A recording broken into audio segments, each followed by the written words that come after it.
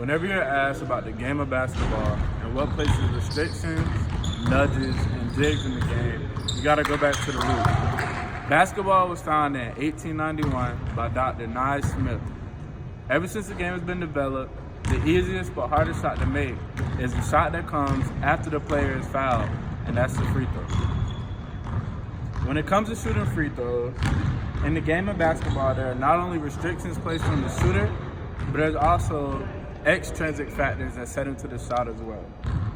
These are things such as the free throws being timed, 10 seconds exact, and the other forces such as teammates, opposite coaches, opposite teams' fans, and your family and friends that play a role in shooting the free throw as well.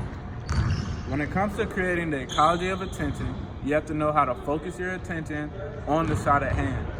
You have to practice the skill day after day and make sure that things are almost muscle memory. And all you really have to do is just zone out everything else and every other factor and just focus on what you do best, and that's shooting the free throw.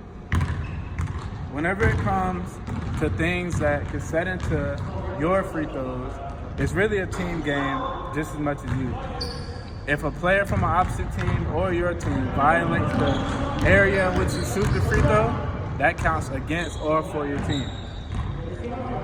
Whenever it comes to creating the ecology of attention for me, the biggest focus is zoning out the crowd, and that's something that elite athletes have conquered and mastered. When it comes to zoning out crowds, you don't hear anything. All you see is you and the goal and the ball.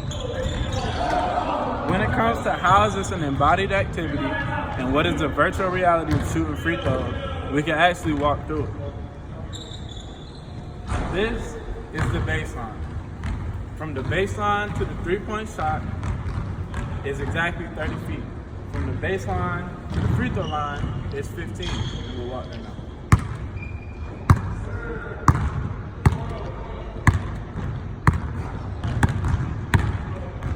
When it comes to shooting a free throw, we're actively participating in the action. One thing that the fans don't have, your teammates don't have, that is actually the action of shooting the free throw and not watching the free throw go in the basket. When you're shooting it, you draw out the virtual reality of you and the goal, the reality that you build day after day when you practice, when you shoot, when you perform. It's the same action, just in different scenarios, different situations. So whenever asked, how does this activity provide opportunity to reorient or resituate yourself and find your moral center? It helps you find your moral center because you focus on your moral goal, and that's the goal of helping your team win. Through doing this, you put in the time, you put in the practice, and you shoot your free throws day after day. So that way you know when you get in the actual free throw situation, it's second nature. You can zone out because you practice. You can make the free throws because you practice. And it gets to your moral center of wanting to win and wanting to help your team. When asked the question, how does this help us better judge what's truly important to our lives, I have one answer. Shooting free throws helps with our personal agency. I say this because our knowledge of the same 15-foot shot makes it easier on a day-to-day basis to know that you can do this. This is the same thing that you practice. This is the same thing that you work for, and nothing has changed because it's a free shot. At the same time, it shows us how much practice and work that we actually put in by shooting the same free throws and having that sense of agency. The most important part when it comes to shooting free throws is after you get fouled, that is 2 free shots. 2 consecutive shots that cannot be contested by any other opponent. Opponents stand here, here, and here. And the same goes for the other side while 2 opponents are backcourt. With the coaches and fans being zoned out, you have time to focus your attention with just you in the room. The referee usually stands right here, and all of this plays into your moral center and your actual physical center. By passing the ball, you know it's time. You know it's time for you to shoot the shot. Once you get the ball, you get a line, and this is where you use the form of shooting a free throw. You use balance, your eyes, your elbows, and your feet. So when it comes to balancing, you want to stick one foot and align it with the goal. You want to show the goal. When it comes to your eyes, you keep your eyes on the goal, align with your nose. Your elbow, you want your elbow to be at a 90-degree angle.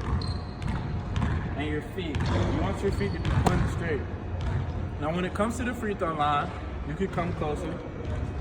You are not allowed to violate any area inside of the restriction.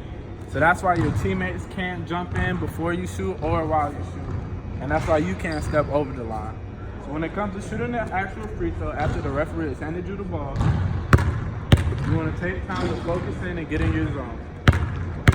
This is where you zone out everything and then you get into your sense of shooting.